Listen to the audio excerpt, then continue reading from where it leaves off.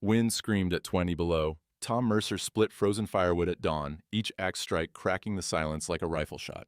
Pine smoke curled from his chimney.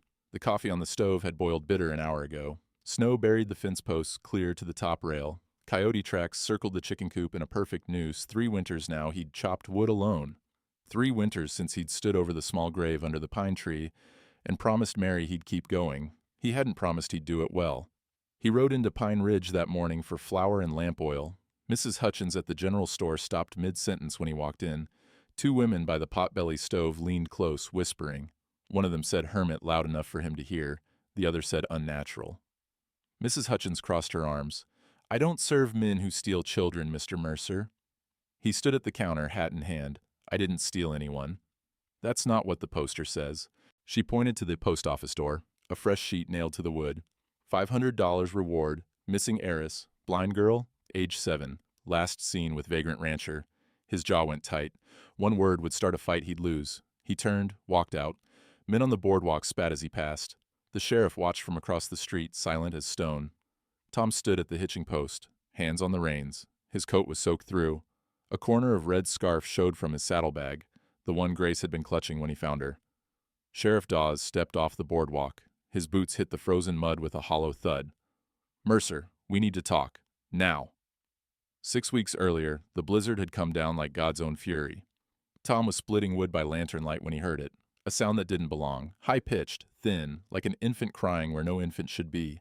He stopped mid-swing. The wind howled through the gaps in the barn. He listened. There it was again. He grabbed the lantern and pushed into the storm. Snow cut his face like broken glass. He couldn't see 10 feet ahead. The cry came from somewhere past the fence line, faint and fading. He found her collapsed in a drift, a small shape dragging something behind her, a torn carpet bag. She wore a thin coat, no gloves. Her lips were blue. Tom knelt. "Child?" She didn't answer. Her eyes didn't focus, didn't move at all. Blind then, her hands were frozen to the bag's handle. He had to pry her fingers loose. Inside the bag, one child's dress, the lining ripped open like someone had searched it in a hurry. He scooped her up. She weighed nothing. He ran for the house. By the fireplace, he stripped off her wet clothes, wrapped her in wool blankets. Her breathing was shallow. He boiled water, soaked a cloth, pressed it to her hands and feet. The skin was white as candle wax. She stirred once, whispered something he couldn't make out, then 3 words, clear as day. "Don't let them." She passed out. Doc Hartwell came at first light. The storm had broken by then, but the drifts were chest high. The doc examined her hands, her feet, listened to her lungs. "Frostbite's bad, but she'll keep her fingers if we're lucky. Lungs sound clear. Miracle, that." He looked at Tom over his spectacles. "Where'd you find her?" "Quarter-mile out. She was dragging a bag." "Alone?" "Alone." The doc closed his black bag. "Tom, this child's got more than frostbite to recover from, and when her people come looking, and they will, you best be ready to answer why you didn't turn her in." Tom said nothing. The doc left him standing there, snow melting off his boots, wondering if he'd just signed his own warrant. Grace didn't speak. Not for days. She'd sit by the fire, wrapped in blankets, and hum. The same tune, over and over, soft and sad. "Lavender's Blue," his mother used to sing it. Tom tried to coax words out of her. "What's your name, child?" She turned her head toward his voice, but said nothing. "Where's your folks?" "Nothing." He gave up asking. She ate when he put food in her hands, drank when he pressed a cup to her lips, but she wouldn't talk. The morning after his trip to town, the morning the sheriff had cornered him, Tom came back to the ranch and found Grace standing by the window. She had her hands pressed against the cold glass. He set down the empty flour sack. Mrs. Hutchins had refused to sell him anything. "Grace?" He'd started calling her that. She hadn't corrected him. She turned. Her small face was pale, her eyes unfocused. "Are you safe?" she whispered. It was the first thing she'd said in weeks. Tom crossed the room, knelt in front of her. "What do you mean, child?" "The men, the ones who came before, they weren't safe." His chest went tight. "No one's coming for you here." She reached out, touched his face. Her fingers were still cold. She traced the line of his jaw, the bridge of his nose, like she was memorizing him. "You sound sad," she said. "Like a cello." He didn't know what to say to that. She pulled her hand back. "The red scarf. It smells like Mama." Tom looked at the scarf hanging by the fire. He'd washed it that morning. Silk, fine quality, embroidered in the corner. E.W., not a poor child's scarf. Your mama's name start with E? Grace nodded. Where is she? The girl's face crumpled. She turned back to the window. I don't know, she whispered. Grandpapa's men took her away. Tom's blood went cold. Outside, the wind picked up. Snow began to fall again, soft at first, then harder. The kind of snow that buried tracks. The kind that made a man disappear if he wasn't careful. Grace pressed her hand to the glass again. They're coming, she said. I can hear them in my dreams. The sheriff didn't take Tom to jail. He took him to the general store's back room where Mrs. Hutchins kept her accounts. A man in a black suit stood by the window, leather satchel in hand. He had the look of someone who made a living off other people's misery. Mr. Mercer, the man said. He didn't offer his hand. My name is Pendleton. I represent the Ashford family. Tom stayed standing. Don't know any Ashfords. You're harboring their granddaughter. I'm harboring a child I found freezing to death. Pendleton opened his satchel, pulled out a sheaf of papers, official seals, signatures in dark ink. The smell of fresh paper and wax filled the small room. Emergency guardianship writ, Pendleton said. Signed by Judge Whitaker and Helena. The child's mother, Elizabeth Whitmore, has been declared mentally unfit and institutionalized. Cornelius Ashford, the child's maternal grandfather, has been granted legal custody. Tom's hands curled into fists. That child was running from someone. She's got rope burns on her wrist. Children fear discipline, Mr. Mercer, especially troubled children. She ain't troubled. She's terrified. Pendleton's smile was thin as paper. The law doesn't concern itself with your intuitions. Hearing is set for April 15th. 8 weeks from now, you will bring the child to the courthouse in Pine Ridge, or we will retrieve her by force. Sheriff Dawes shifted his weight. He hadn't said a word since they'd walked in. Tom looked at him. You believe this? The sheriff's jaw worked. Got no choice, Tom. Papers are legal. Legal don't mean right. No, Dawes said quietly. But it means enforceable. Pendleton tucked the papers back into his satchel. One more thing, Mr. Mercer. Mr. Ashford is a generous man. He's offering a new rail line through Pine Ridge, 200 jobs. But cooperation is required. Town shelters the girl. The rail goes elsewhere. Tom's stomach turned. You're blackmailing a whole town? I'm ensuring compliance. Pendleton tipped his hat. Good day, gentlemen. He walked out. The door clicked shut behind him. Tom stood there, blood pounding in his ears. The sheriff finally spoke.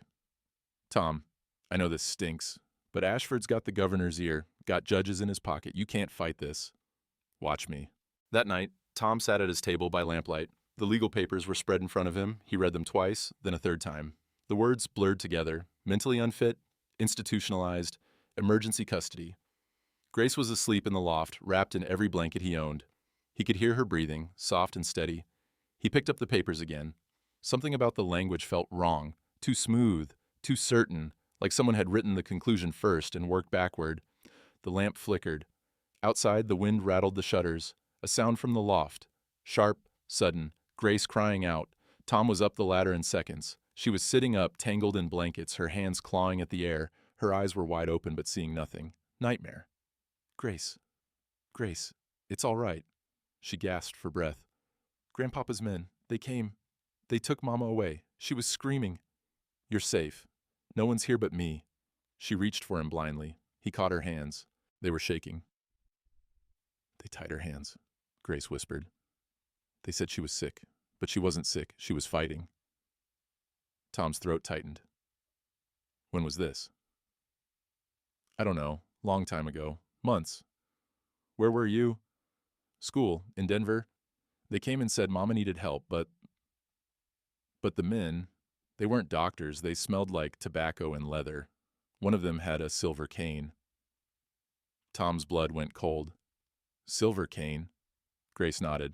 He walked with it, tap, tap, tap. He smiled at me, said I'd be coming home to Grandpapa soon, said I'd learn to be grateful. And your mama? They took her away in a carriage. I heard her calling my name. Then they put me in a different carriage. I was supposed to go to Grandpapa's house, but her voice broke. I jumped out when they stopped at a relay station. I ran. I didn't know where I was. I just kept running. It was so cold. She started sobbing. Tom pulled her close, held her while she shook. They're going to find me, she whispered into his chest. They always find me. Not if I can help it. She pulled back, her blind eyes searching for his face. You can't stop them. Grandpapa owns everything, the judges, the sheriffs, even the schools. Tom thought about Pendleton's smile, the writ with its perfect seals and signatures, the thread about the rail line. Maybe, he said, but he doesn't own me. Grace's fingers gripped his shirt. Promise you won't let them take me. He shouldn't have promised. Shouldn't have made a vow he didn't know if he could keep. I promise. She held on tighter. Outside, the wind howled. Snow tapped against the window like someone knocking. Grace tilted her head, listening. They're coming, she whispered. I can feel it. Tom held her and said nothing, because somewhere deep down, he knew she was right. Doc Hartwell came 2 days later. Tom had sent word through Jed at the livery, one of the few men in town still willing to talk to him. The doc arrived at noon, his black bag in hand, his horse breathing clouds of frost. Let me see her, he said, no greeting. Tom led him inside. Grace was sitting by the fire, her hands folded in her lap. She turned her head when they entered. Grace, this is Doc Hartwell. He's going to check on you. She nodded, but didn't speak. The doc knelt beside her. I'm going to touch your hands now, all right? She held them out. The doc examined her fingers, her palms, her wrists. He worked in silence, his face unreadable. Then he paused. His thumb traced a circle around her left wrist. Mr. Mercer, would you step outside for a moment? Tom's jaw tightened. Anything you say to her, you can say in front of me. Outside. Tom went. 5 minutes later, the doc joined him on the porch. He closed the door behind him, careful and quiet. Those aren't frostbite scars on her wrists, the doc said. What are they? Rope burns, old ones, maybe 6 weeks. Healed over, but the pattern's clear. Someone tied her hands. He pulled off his spectacles, cleaned them with a handkerchief. That child was restrained, Tom, for a long time. Tom's fists clenched. The lawyer said children fear discipline. This wasn't discipline. This was captivity.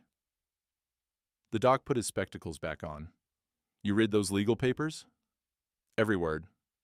They list an asylum in Denver, St. Catherine's Home for the Mentally Infirm. That's what they said. The doc pulled a folded telegram from his coat pocket. I wired St. Catherine's yesterday. Asked if they had a patient named Elizabeth Whitmore. Tom's heart kicked. And? They've never heard of her. The wind picked up. Snow swirled across the yard. You're saying the papers are fake? I'm saying something's wrong. The doc folded the telegram, tucked it back in his pocket. If those papers are real, they'd have a record. Asylums keep meticulous logs. But there's no Elizabeth Whitmore at St. Catherine's. Never has been. Tom felt something shift in his chest. Not hope exactly, just a crack in the wall. What do I do? You keep her safe. I'll keep digging. The doc glanced at the door. And Tom, that girl in there, she's been through hell. Don't let her go back. That evening, Father O'Brien rode up to the ranch. The priest was a lean man, 40 or so, with an Irish lilt that thickened when he was angry. He was angry now. They're buying the town, he said, standing in Tom's doorway. Ashford's men came to the church this morning, offered to donate a new bell, solid bronze, worth $500. In exchange for what? Information. Anyone who knows where you're keeping the girl. Tom's stomach dropped. What did you say? I told them to go to hell. The priest's eyes were hard. But others won't. Mrs. Hutchins is already talking. Says you're a danger to children. Says you've gone mad with grief, think the girl's your dead daughter, come back. Tom closed his eyes. That's a lie. I know. But lies don't need truth to spread. They just need fear. The priest stepped inside, lowered his voice. Tom, I can offer sanctuary. The church is neutral ground. If things get bad, bring her there. I'll hide her. You'd risk that? I'm a priest. Protecting the innocent is my job. He pulled a small book from his coat. And I've been looking through the parish records. Baptisms, marriages, deaths. If the mother's local, there'll be a record. Might help prove she's real, that she's not some mad woman locked away. Tom took the book. Why are you helping me? Father O'Brien's face softened. Because I buried your daughter, Tom. I stood with you at that grave, and I saw a good man break. Now I see that same man trying to save another child. I won't let the world punish you for that. They stood there in the doorway, the cold air pouring in. Grace's voice drifted down from the loft. She was humming again, Lavender's blue. The priest listened. She's got a sweet voice. She won't talk much, just hums. Tram'll do that. Takes time. He handed Tom a second item, a small carved cross on a leather cord. Give this to her. Tell her it's for protection. Sometimes children need something to hold on to. Tom nodded. Thank you, Father. Don't thank me yet. The priest swung back onto his horse. Ashford's not done. Men like him don't stop till they get what they want, and what he wants is that girl. Why? What's she worth to him? The priest's expression darkened. I don't know, but whatever it is, it's worth more than $500 for a church bell. He rode off into the dusk. Tom watched until the horse disappeared into the snow. When he went back inside, Grace was standing at the bottom of the ladder. She must have climbed down while he was talking. Who was that? She asked. A friend. She tilted her head. He smelled like candle wax and old books. Tom almost smiled. That's about right. He handed her the cross. She ran her fingers over it, feeling the carved edges. What is it? Protection. She closed her hand around it, held it tight. Do you think it works? She whispered. Tom thought about the doc's telegram, the priest's warning, the legal papers with their perfect seals and missing records. I think we're going to find out. Cornelius Ashford stood at the window of his study, silver-handled cane resting against the sill. Below, Pine Ridge spread out like a chessboard. Every piece positioned, every move calculated. The town didn't know it was already his. Pendleton knocked and entered without waiting for an answer. The rancher refused the offer, Pendleton said. Ashford didn't turn from the window. How much did you offer? $1,000, cash, to relinquish custody and disappear. And? He spat on the money. Ashford's jaw tightened. He tapped his cane once against the floor. The sound echoed in the marble room like a judge's gavel. Then we escalate. Tell the bank to foreclose on any property owner who helps Mercer. Tell the merchants their supply contracts are under review. And tell the town council. He turned now, his face cold as January. Tell them, if Grace isn't surrendered by month's end, the railroad expansion goes to Butte. 200 jobs. Gone. Pendleton shifted his weight. Sir, the judge is asking questions. About the asylum certificate. Judge Whitaker was paid $5,000 to sign that writ. If he's developing a conscience, remind him what $5,000 buys. A new house, his daughter's education, his silence. And if Mercer goes public? If he tells people the girl was kidnapped? Ashford smiled. It didn't reach his eyes. Who would believe him? A grieving widower, half-mad, living alone in the mountains. We've already planted the story. The whole town thinks he's unstable. Thinks he's confused the blind girl with his dead daughter. Pendleton nodded slowly. There's one more problem. Doc Hartwell wired St. Catherine's Asylum. They have no record of Elizabeth Whitmore. The cane tapped twice this time, faster, sharper. Then we need to ensure no one listens to Doc Hartwell. Ashford walked to his desk, pulled out a ledger. He has a mortgage. Call it due, immediately. Sir, that'll bankrupt him. That's the point. Ashford closed the ledger. Fear is more effective than money, Pendleton, and everyone in this town is going to learn what it costs to defy me. The town meeting was held on a Sunday, after services. Father O'Brien had tried to stop it, but the town council overruled him. 200 people packed into the church, standing room only. The smell of wet wool and sweat filled the air. Tom stood in the back, hat in hand. Grace was safe at the ranch with Maggie Chin, who'd offered to watch her despite the risk. Sheriff Dawes stood at the front, next to Pendleton. The lawyer's black suit looked freshly pressed. He held a new stack of papers. Ladies and gentlemen, Pendleton began, we're here to discuss a matter of public safety. A child, a vulnerable blind child, has been unlawfully detained by a man with no legal right to her care. Murmurs rippled through the crowd. Thomas Mercer found a lost child and gave her shelter, Father O'Brien said from the altar. That's charity, not kidnapping. Charity without legal authority is still a crime, Father. Pendleton held up the papers. Mr. Ashford has legitimate guardianship. The child's mother is institutionalized. The law is clear. Mrs. Hutchins stood. We've all heard the rumors. Mercer thinks that blind girl is his dead daughter. He's not right in the head. Tom's hands curled into fists. He wanted to shout, to defend himself, but Father O'Brien caught his eye and shook his head. Not yet. Pendleton continued. Mr. Ashford is a reasonable man. He understands this town needs the railroad, but he cannot in good conscience expand operations in a community that harbors criminals. The room went silent. Jed, the livery owner, stood up. You're threatening our jobs because one man won't hand over a child? I'm clarifying consequences. Pendleton's voice was smooth as oil. The railroad brings prosperity. Defiance brings poverty. The choice is yours. Tom couldn't take it anymore. He stepped forward. That child has rope burns on her wrists, he said, his voice cut through the murmurs. She was tied up, restrained. She ran away during a blizzard because she was terrified. And now you want me to hand her back to the man who did it? Pendleton's smile was razor thin. You have no evidence of abuse, Mr. Mercer, only speculation. Doc Hartwell saw the scars. Doc Hartwell is not a judge. The church doors burst open. A woman stumbled in, gaunt, mud-soaked, her dress torn at the hem. Her hair was wild, her face pale as death. She took 3 steps and collapsed. The crowd gasped. Several people rushed forward. Tom's heart stopped. The woman's hands clawed at the floor. She looked up, her eyes frantic, searching every face. My daughter, she whispered. Her voice was hoarse, broken. Blind girl, 7 years old, taken from me 6 months ago. She gasped for breath. Please, has anyone seen her? Father O'Brien knelt beside her. Easy now. Let's get you to the... No! She grabbed his collar. I've been searching for months. Every town, every ranch. They told me she was dead. But I won't believe it. I can't. Tears streamed down her face. Her name is Grace. Grace Whitmore. She has a scar on her left hand, shaped like a crescent moon. The room fell silent. Tom's chest tightened. Grace had that scar. He'd seen it when she'd burned herself on the stove last week. Pendleton stepped forward, his face hard. Madam, I don't know who you are, but I'm Elizabeth Whitmore. Her voice cracked. I'm Grace's mother.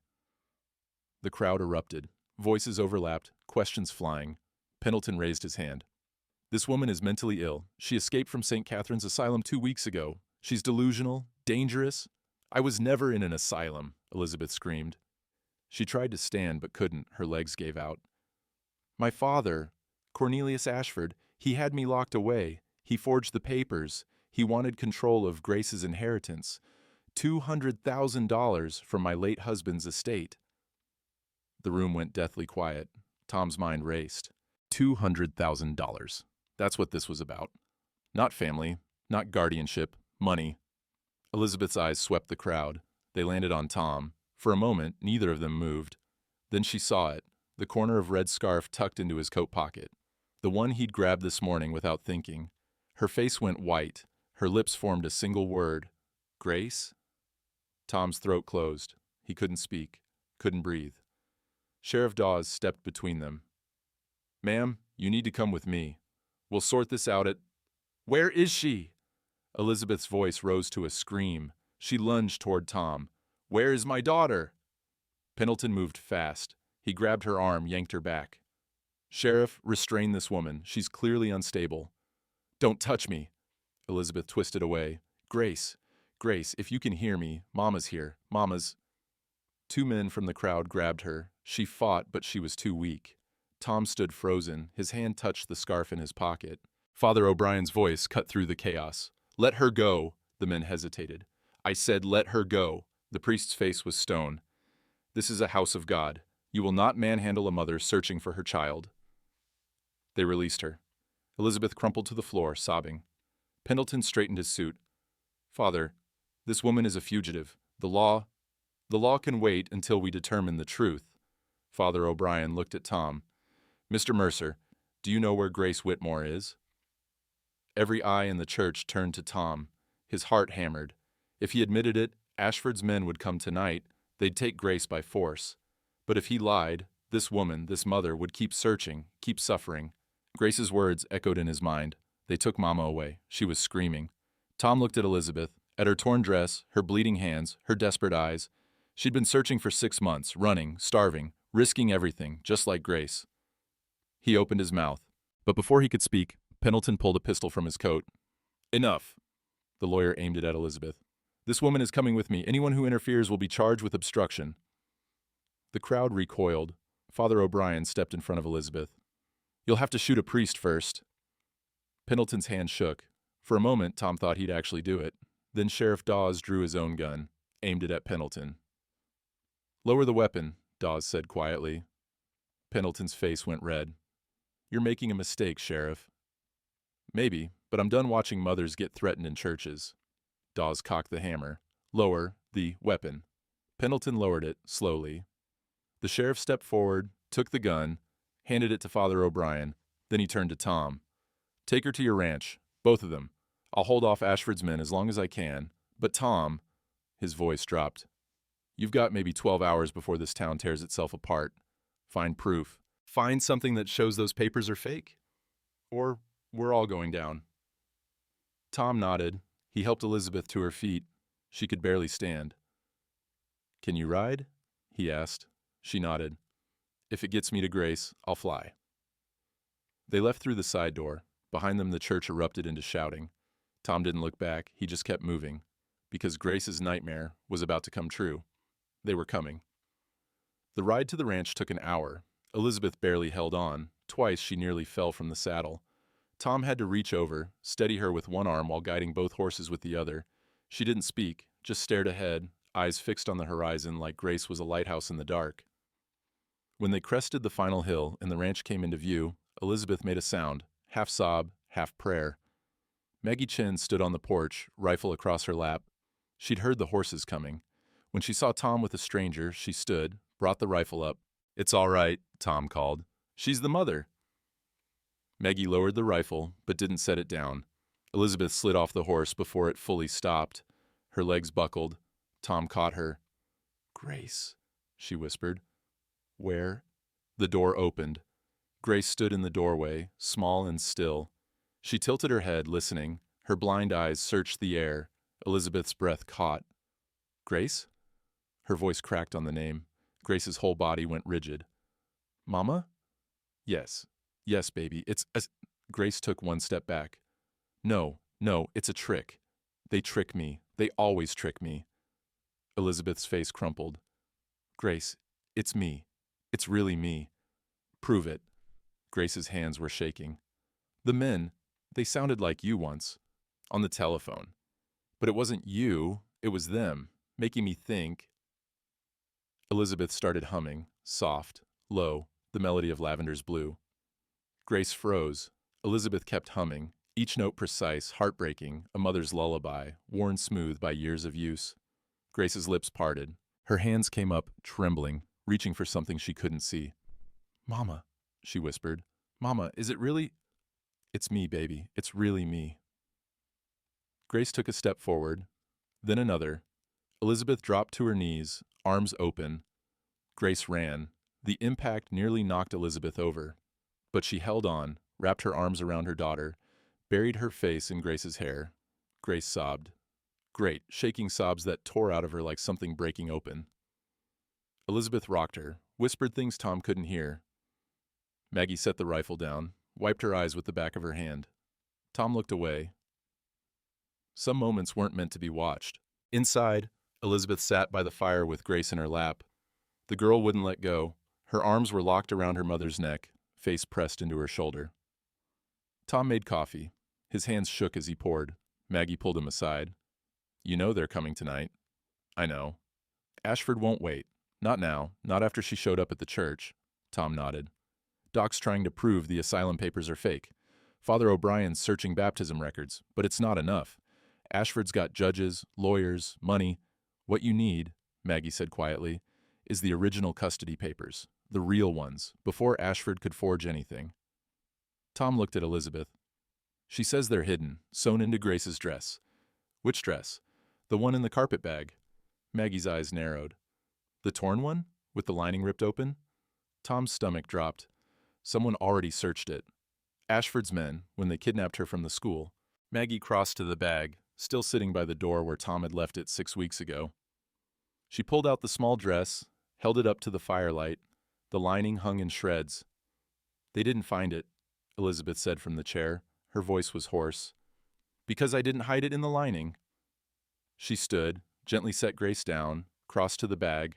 Her hands were shaking. She turned the dress inside out, ran her fingers along the hem. My husband, Grace's father, he was a cautious man, worked as a railroad safety inspector. When he found discrepancies in my father's books, he knew what would happen. Her fingers found a seam near the collar. He told me, "If anything happens to me, hide this where only you would think to look." She pulled a small knife from Tom's table, carefully cut the stitches. A folded piece of paper fell out. Elizabeth picked it up with shaking hands, unfolded it. "Custody document," she whispered. "Signed by my husband, dated 2 months before he died. Witnessed by 3 people, notarized." She looked at Tom, tears streaming down her face. "This names me as Grace's sole guardian, legal and binding." Tom's chest loosened for the first time in days. "That's it. That's what we need. It's not enough to stop my father, but it's enough to prove he lied."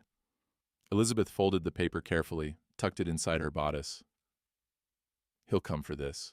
For Grace. Tonight." "Let him come," Maggie said.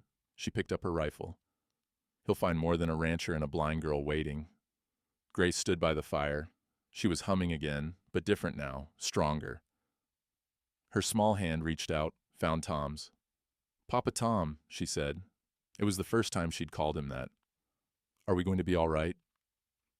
He wanted to say yes, wanted to promise her the world, but outside, the sun was setting, and in the growing dark, Tom could hear it, the sound of horses, multiple horses, coming fast. Grace heard it too. Her hand tightened on his. "They're here," she whispered. The horses stopped at the property line, 6 riders, maybe 7. Tom couldn't see clearly in the twilight. They sat in their saddles, a dark line against the snow, waiting. One rider moved forward, close enough for Tom to make out his face. Not Pendleton, not Ashford himself, a Pinkerton agent, badge glinting on his coat. "Thomas Mercer," the man called. His voice carried across the frozen ground. "We're here for the Whitmore child. Peaceable like. Send her out and there's no trouble." Tom stepped onto the porch. Maggie moved to his left, rifle cradled in her arms. Elizabeth stood in the doorway behind them, Grace pressed against her side. "The child stays," Tom called back. "That's not your decision to make." "I'm making it anyway." The Pinkerton shifted in his saddle. "Mr. Ashford has legal custody, signed by a judge. You're harboring a minor unlawfully." That judge was bribed $5,000. Elizabeth's voice rang out sharp and clear. "And I'm the child's mother. You want her, you go through me first." A ripple went through the riders. One of them leaned over, whispered something to the Pinkerton. "Ma'am, you're supposed to be in an institution. Papers say you're mentally unfit. The papers are forged." Elizabeth stepped onto the porch, pulled the custody document from her bodice. "I have the original guardianship order right here, signed by my late husband, witnessed and notarized. It supersedes anything my father fabricated." The Pinkerton hesitated. "I need to see that verified." "You'll see it verified in court. April 15th. Until then, my daughter stays with me." Elizabeth's voice didn't waver. "Now get off this land." For a moment, Tom thought they'd leave. The Pinkerton looked uncertain. His hand dropped from his rifle. Then one of the other riders spurred his horse forward. Younger man, maybe 25. Hot-headed, he pulled his gun. "Enough talk. We're taking the girl." "Stand down," the Pinkerton barked. The young man ignored him, aimed at Tom. "Move aside, or I'll—" The shot came from somewhere behind Tom. Not Maggie, someone else. The young man's hat flew off his head. He yelped, jerked his horse back. The other riders scattered, reaching for their weapons. Tom spun around. Doc Hartwell stood at the corner of the house, rifle smoking. Father O'Brien was beside him, another rifle in hand. Behind them, Jed from the livery. 3 farmers Tom recognized from church, a Chinese shopkeeper who ran the laundry. 10 people, maybe 12, all armed. "You missed on purpose, Doc," Tom said quietly. "Warning shot," Doc replied. "Next one won't miss." The Pinkerton held up his hand, stopped his men from drawing. He stared at the small crowd forming around Tom's ranch. "You're all going to hang for this," he said. "Maybe," Father O'Brien called, "but we'll do it with clear consciences." Jed stepped forward. "I got 3 daughters at home. If someone tried to take them from me using fake papers and bribe judges, I'd hope my neighbors would do the same." One of the farmers, old Lars, bent with age but still strong, shouldered his rifle. "My granddaughter's blind too, born that way. She's a good girl, smart, kind. Ain't nobody taking her from family just 'cause some rich man wants her money." The Pinkerton's jaw tightened. "Mr. Ashford's not going to forget this." "Good," Doc said. "Let him remember we don't bend for threats." The standoff held for 10 heartbeats. 20. Tom could hear Grace breathing behind him, fast and shallow, then hoofbeats, coming from the direction of town, fast, urgent. A single rider crested the hill. Tom's hand went to his gun, Sheriff Dawes. He rode straight through the Pinkerton line, reined up in front of Tom's porch. His face was grim. "Doc," he said, not looking at anyone else. "Your telegram came back. Official response from the Denver Asylum Board." Doc stepped forward. "And?" Dawes pulled a paper from his coat. Read aloud. "No patient by the name Elizabeth Whitmore has ever been admitted to St. Catherine's home. Furthermore, the signature on the commitment certificate provided to this office is a forgery. The asylum superintendent's name is spelled incorrectly, and the seal does not match our official documentation. We recommend immediate investigation for fraud." Silence. The Pinkerton's face went pale. That's impossible." Judge Whitaker signed. "Judge Whitaker's in custody," Dawes said flatly. "Federal marshals arrested him 2 hours ago, bribery charges, found $5,000 in cash hidden in his chambers. Serial numbers match a withdrawal from Ashford's personal account." The Pinkerton looked at his men. His hand fell from his gun. "We're leaving," he said. The young hothead protested. "But Mr. Ashford said, Mr. Ashford lied to us." The Pinkerton's voice was ice. "We're hired security, not kidnappers. I'm not hanging for a rich man's fraud." He turned his horse. "Let's go." The riders turned, one by one. The young man was the last. He glared at Tom, spat in the snow, then followed. They disappeared into the dusk. Nobody moved for a long moment, then Grace's voice, small and clear. "Are they gone?" "They're gone," Elizabeth whispered. Grace's legs gave out. Elizabeth caught her, lowered them both to the porch. The girl was shaking, silent tears streaming down her face. Doc climbed the steps, knelt beside them. "She's in shock. Get her inside. Warm. Keep her talking." Tom and Maggie helped Elizabeth carry Grace into the house. The others followed, filed in slowly. Father O'Brien closed the door behind them. For a moment, no one spoke. Just stood there, the weight of what they'd done settling over them like snow. Then Jed started laughing, a short, sharp bark of disbelief. "We just ran off a Pinkerton squad." "We did," Doc said. He sounded stunned. "My wife's gonna kill me," one of the farmers muttered. "Mine too," another said. "But I reckon it was worth it." Father O'Brien crossed himself. "Lord have mercy on us all, because Ashford won't." Dawes stepped forward. "He can't touch you now, not legally. Once news gets out that the judge was bribed, that the asylum papers were forged." He looked at Elizabeth. "Ma'am, you'll need to testify. Against your father." Elizabeth held Grace tighter. "I will. Whatever it takes." "It'll take a lot," Dawes warned.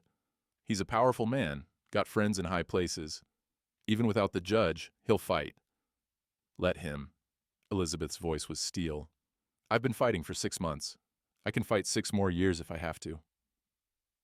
Tom knelt beside Grace. The girl reached for him, found his hand.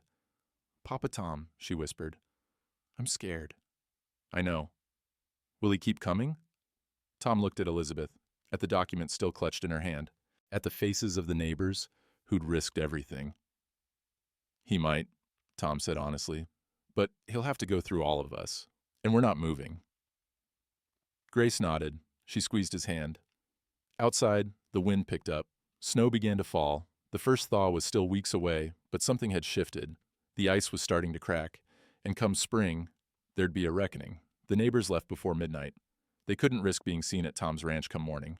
Ashford would retaliate, everyone knew it. But for now, there was hot coffee and handshakes and quiet words of solidarity. Doc was the last to go. He paused at the door, black bag in hand. "Tom, keep that document safe. It's the only proof that matters." He glanced at Elizabeth, asleep in the chair by the fire with Grace curled in her lap. "And keep them safe, too. Ashford's lost the law, but desperate men do desperate things." "I know." Doc rode off into the snow. Tom barred the door, checked the windows.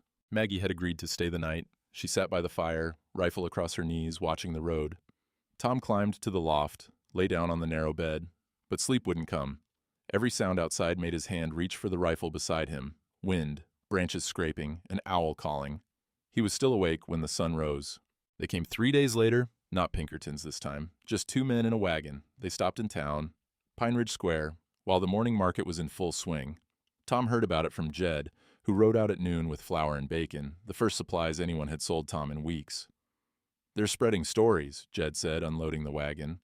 Saying Elizabeth's a lunatic who escaped an asylum, that you're holding her and the girl against their will, that you've gone mad with grief, think they're your dead wife and daughter reborn.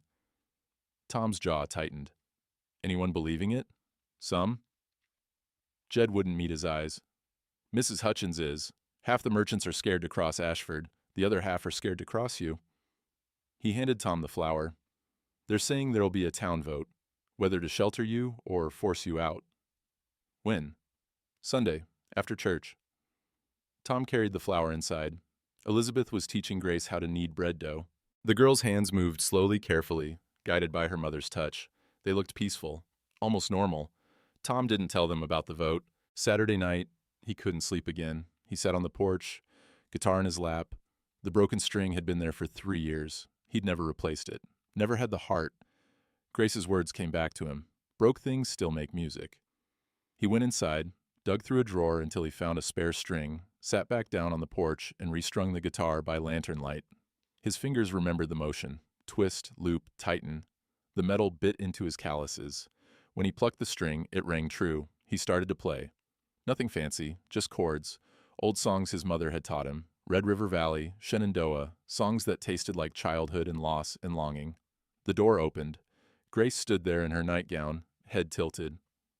Papa Tom, is that you playing? Yeah, child. I thought the guitar was broken. It was. Fixed it tonight. She stepped onto the porch, felt her way to him, sat down beside him. Will you teach me? You want to learn? Mama used to play before Grandpapa took everything away. Her voice was small. She said music was the one thing nobody could steal. Tom set the guitar across her lap, positioned her fingers on the strings. This here's a C chord. Press down gentle, right there. Now strum. She did. The sound was clumsy but real. Grace smiled. It sounds like hope. Maybe it is. They sat there in the cold, her small hands fumbling over the strings, his larger ones guiding them. The lantern flickered. Snow began to fall. Inside, Elizabeth watched from the window. Tom saw her shadow, saw her wipe her eyes. When Grace finally went back to bed, Tom kept playing. Soft, low, songs for the dead and the living and the ones caught in between. He didn't hear the rider until the horse was nearly at the fence. Tom's hand went to his rifle. Sheriff Dawes raised both hands. Easy, just me. Tom lowered the rifle but didn't set it down. It's past midnight. I know. Dawes dismounted, walked to the porch. His face was haggard. Tom, I need you to listen to me, and I need you not to do anything stupid. What happened? Ashford's men torched your hay barn, the one up on the north pasture. Burned it to the ground 2 hours ago. Tom's blood went cold. My cattle? They're fine. Barn was empty, but that's not the point. Dawes pulled off his hat, ran a hand through his hair. It's a message. He's saying, I can reach you, I can hurt you, and there's nothing you can do to stop me. Tom's grip on the rifle tightened. Where is he? Don't. Dawes stepped closer. That's what he wants. You ride to his estate, guns blazing, he'll have you arrested for attempted murder, or shot dead on his lawn. Either way, he wins and Grace loses. So I do nothing? No, you let the law work. Tom laughed, bitter. The law's been working for him this whole time. Not anymore. Dawes pulled a paper from his coat. Federal marshals are coming from Helena. They'll be here Monday. They're investigating Ashford for fraud, bribery, and kidnapping. The judge's testimony, before they arrested him, it names Ashford directly. Names the amounts, the dates, everything. Monday's 2 days away. I know, but if you can hold out, if you don't give Ashford an excuse to come at you with force, we can end this the right way. Dawes looked at the door, at the faint glow of the fire inside. For them. Do it for them. Tom wanted to argue, wanted to ride into town and put a bullet between Ashford's eyes, but Grace's voice echoed in his head. Are we going to be all right? He'd promised her they would be. All right, Tom said. 2 days. Dawes nodded, started to leave, then stopped. Tom, that barn wasn't the only thing they hit tonight. Tom's stomach dropped. What else? The courthouse. Someone broke in, set fire to the land office, burned half the property records before we could put it out. Why? Because that's where the deed records are. The marriage licenses, the birth certificates. Dawes's face was grim. Ashford's trying to erase the paper trail, anything that could prove Elizabeth's identity, prove her marriage, prove Grace's parentage. Tom's mind raced. The custody document is the only proof left. If something happens to it, it won't. Tom looked at the door again. I'll guard it myself. Dawes mounted his horse. 2 days, Tom. Just hold on for 2 more days. He rode off. Tom stood on the porch, watching the snow fall, listening to the silence. Then he heard it, faint, far off, the sound of hoofbeats, not coming from town, coming from the east. Multiple riders. Tom ran inside. Maggie, wake up. She was on her feet in seconds, rifle in hand. What is it? Company. Maybe 6, 7 horses, coming fast. Elizabeth bolted upright. Grace stirred in her arms. The root cellar, Tom said. Oh, both of you, now. Tom, now. Elizabeth grabbed Grace, ran for the cellar door. Maggie helped them down, then came back up, slammed the hatch, threw a rug over it. The hoofbeats grew louder. Tom checked his rifle. 6 rounds. Maggie had 8 in hers. Against 7 men, maybe more. Not good odds.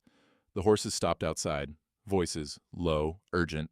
Then a knock at the door, hard, commanding. Tom raised his rifle. Who's there? Doc Hartwell. For God's sake, Tom, open up. Tom threw the bolt. Doc stumbled in, followed by Father O'Brien, Jed, and 4 others. They were breathing hard, faces flushed. What the hell? They're coming, Doc gasped. Ashford's hired guns, at least a dozen. They left his estate 20 minutes ago, headed this way. How do you know? One of the stable hands rode to warn us, said Ashford told them to burn the ranch, with everyone inside. The room went silent. Maggie spoke first. Then we fight. We can't win a fight, Father O'Brien said, not against 12 armed men. We don't have to win, Doc said. He pulled out a telegram. We just have to survive till morning. Federal marshals arrive at dawn. They've been riding all night. If we can hold out 6 hours, Tom said. We need to hold 6 hours. Jed checked his rifle. Then let's make it 6 hours they'll remember. Outside, the wind howled, and in the distance, so faint Tom almost missed it, the sound of many horses, coming closer. Grace's voice drifted up from the cellar, muffled but clear. Papa Tom, are they here? Tom looked at the men around him. Good men, men who'd risk everything for a child they barely knew. Yeah, Grace, he called down. They're here. But so are we. He chambered around. So are we. They came with torches. Tom saw them from the loft window, a line of fire moving through the darkness like a snake. 12 riders, maybe more. They stopped at the fence line, just out of rifle range, waiting. They want us to shoot first, Doc whispered. He was crouched beside Tom, peering through the gap in the shutters. Give them an excuse to claim self-defense. Smart, Tom said. His finger rested on the trigger guard. Not yet. Not yet. One rider moved forward. Even in the dark, Tom recognized the silver-handled cane strapped to his saddle. Cornelius Ashford. The old man sat tall in his saddle, torchlight casting shadows across his face. He looked like a judge, a king, a man who'd never been told no. Thomas Mercer, Ashford called. His voice was strong, clear. I'm offering you one final chance. Send out my granddaughter and the woman who claims to be her mother. Do this and you'll be compensated. $5,000. Enough to rebuild your barn, enough to start over somewhere else. Tom said nothing. Refuse, Ashford continued, and I will take them by force. And when I'm done, there won't be enough left of this ranch to bury. Father O'Brien moved to the window. Mr. Ashford, you're threatening murder, in front of witnesses. I'm retrieving stolen property, Father. Ashford's smile was thin. The blind girl is legally mine. The woman is a fugitive from an institution. Mr. Mercer is harboring both. I'm simply enforcing the law.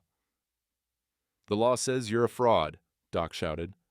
The asylum papers are fake. The judge is in custody. Federal marshals are on their way.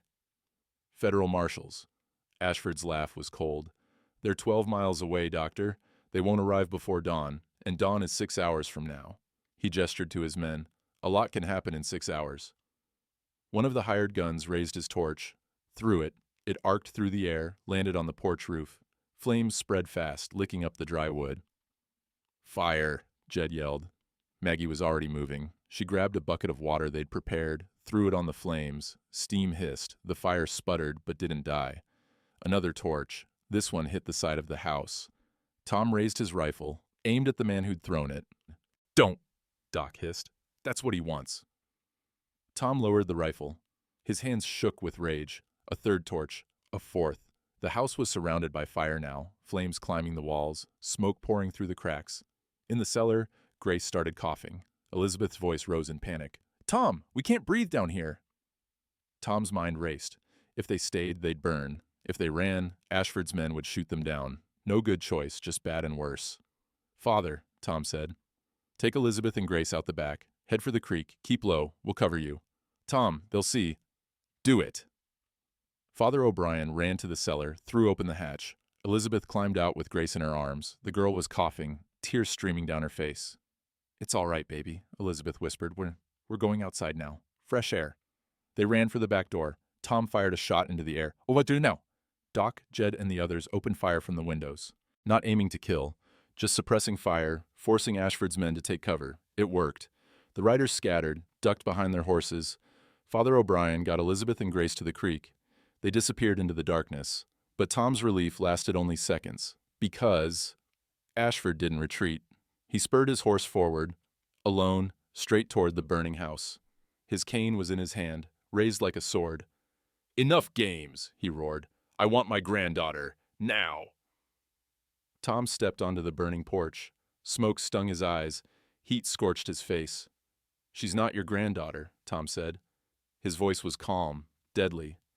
She's a child you tried to sell for $200,000. Ashford's face twisted. That money is mine. My son-in-law stole it. Stole my daughter, turned her against me. I'm taking back what's mine. She was never yours. Everything is mine. Ashford's cane slammed against his saddle. This town, these people, that child.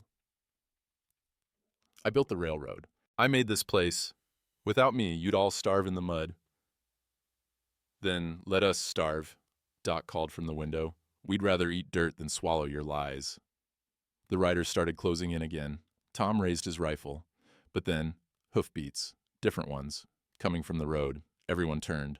A line of riders crested the hill, 20, maybe 30, farmers, shopkeepers, men and women from town, all armed. At the front, Sheriff Dawes. He rode straight through Ashford's line, reined up between Tom and the old man. It's over, Cornelius. Ashford's face went white. Sheriff, these people are witnesses. Dawes gestured to the crowd behind him. Every one of them saw you order this fire, saw you threaten to burn a man alive, saw you admit to stealing money from your own son-in-law. That's a lie. We heard you, a woman's voice called. Mrs. Hutchins stepped forward, her face hard. I heard you say the money was yours, that you were taking it back. That's theft, Mr. Ashford. An attempted murder. Ashford looked at his hired guns. Arrest them, all of them. The guns didn't move.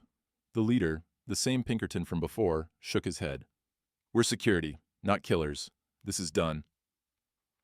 One by one, the hired men lowered their weapons, turned their horses, rode away. Ashford sat alone in his saddle, surrounded by the town he thought he owned. You can't do this, he whispered. I'm Cornelius Ashford. I built the railroad. You're a criminal, Dawes said. He dismounted, walked to Ashford's horse. Cornelius Ashford, you're under arrest for arson, attempted murder, bribery, fraud, and kidnapping. Kidnapping? Ashford's laugh was shrill. That woman is insane. The child is mine. The child, a new voice said, is mine. Elizabeth walked out of the darkness. Grace was beside her, holding her hand. Father O'Brien stood behind them. Elizabeth pulled the custody document from her dress, held it up for everyone to see. This is the original guardianship order, she said. Her voice didn't shake. Signed by my husband, Jonathan Whitmore, 2 months before you had him killed. The crowd gasped. Ashford's face went purple. I didn't. You sabotaged the train he was inspecting, the one where you'd been skimming money from the payroll. He found your books, found the discrepancies, so you killed him. Elizabeth's eyes were dry now, hard. And when I tried to fight for custody, you had me locked away, called me insane, forged commitment papers, stole my daughter. Also, you could control her inheritance, $200,000 that wasn't yours, that will never be yours. Ashford lunged from his saddle, grabbed for the document. Tom caught his wrist, twisted. The old man cried out, dropped his cane. Touch her again, Tom said quietly. In-law won't matter. Dawes pulled Ashford back, snapped handcuffs on his wrists. The old man sagged. All the fight went out of him. She's my blood, he whispered. She's all I have left. Grace stepped forward, her blind eyes turned toward the sound of his voice. You're not my family, she said, each word clear, deliberate. He is. She pointed at Tom. The crowd went silent. Ashford stared at her, at this small, blind girl who'd just destroyed him with 7 words. You ungrateful. Enough. Dawes hauled him toward a horse. You'll stand trial for everything. The judge's testimony, the asylum records, the burned courthouse, all of it. As they led Ashford away, he twisted back one last time. This isn't over, he hissed. I have friends, lawyers, money. Had, Doc corrected. You had those things. Past tense. The crowd parted. Ashford was led through, his head down, his silver cane left lying in the mud. Tom knelt in front of Grace. She reached for his face, touched his cheeks, his forehead, his beard. Papa Tom, she whispered. You're crying. Am I? You taste like smoke and salt. He pulled her close. Elizabeth knelt beside them, wrapped her arms around them both. Behind them, the house still burned. But the sky to the east was turning gray. Dawn was coming. The marshals arrived an hour later. By then, half the town was at Tom's ranch, forming bucket lines, fighting the fire, saving what could be saved. The house was a loss. But the barn, the one Ashford's men had burned 3 days ago, that could be rebuilt. And standing in the ashes, watching the sun rise, Tom thought, so could they. The courthouse hearing was held on April 15th, exactly as scheduled, but the defendant wasn't Tom Mercer anymore. It was Cornelius Ashford. The courtroom was packed, every bench filled, people standing along the walls.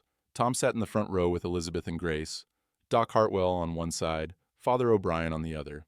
The new judge, brought in from Helena to replace the disgraced Whitaker, was a stern woman named Morrison. She wore spectacles and kept a Bible on her bench. Ashford sat at the defendant's table, his lawyer beside him. The old man looked smaller now, diminished. His silver cane leaned against the table, but his hands were cuffed. Judge Morrison read the charges: fraud, bribery, kidnapping, attempted arson, attempted murder. The list went on. Ashford's lawyer tried to argue, tried to claim the asylum papers were legitimate, that Elizabeth was unstable, that Grace had been rescued, not kidnapped. Elizabeth took the stand. She presented the custody document, told the story of her husband's death, her imprisonment, her 6-month search for Grace. Her voice never wavered. The asylum superintendent testified next, confirmed that no Elizabeth Whitmore had ever been committed, that the signature on the papers was forged, that the seal was fake. Judge Whitaker testified from his cell, admitted to taking $5,000, named Ashford directly, provided dates, amounts, bank records. One by one, the walls closed in. When it was over, Judge Morrison removed her spectacles, looked at Ashford for a long moment. Mr. Ashford, you used wealth and influence to subvert the law. You terrorized a mother, kidnapped a child, and attempted to murder innocent people. You corrupted officers of the court and endangered an entire community. She picked up her gavel. I find you guilty on all counts. Sentencing will be held next week, but I can tell you now, you will spend the remainder of your life in prison. The gavel fell. Ashford slumped in his chair, didn't speak, didn't protest, just sat there, staring at nothing. As they led him away, he passed Tom's row. Grace turned her head toward the sound of his shuffling feet. Grandpapa, she said quietly. He stopped. I'm sorry you're sad, but I'm not sorry I'm free. Ashford's face crumpled. For a moment, Tom thought he might cry. But then the guards pulled him forward and he was gone. After the hearing, Judge Morrison called Elizabeth and Tom to her chambers. Mrs. Whitmore, she said, your custody is restored, fully and permanently. You are Grace's legal guardian, no contest. Elizabeth's shoulders sagged with relief. Thank you, Your Honor. However, the judge looked at Tom. Mr. Mercer has been acting as de facto guardian for the past 3 months. Grace clearly sees him as family, so I'm offering you both a choice. She slid a document across the desk. Joint custody, you'd share legal responsibility. Mr. Mercer would have visitation rights, decision-making authority. Grace would have 2 parents instead of 1. She looked between them. It's unusual, but these are unusual circumstances. Elizabeth turned to Tom. What do you think? Tom's throat was tight. I think that's up to you. She's your daughter. She's ours. Elizabeth's eyes were steady. If you want her, if you want us. Tom thought about the night he'd found Grace in the blizzard, Thought about the weeks of teaching her, protecting her, watching her slowly come back to life. Thought about Mary. About the grave under the pine tree. About the promise he'd made to keep going. Yeah, he said, his voice cracked. I want you. Elizabeth smiled, signed the paper, slid it to Tom. He signed too. Judge Morrison notarized it. Congratulations, you're officially co-parents. They stayed in town that night. Doc had offered his house while Tom's ranch was being rebuilt.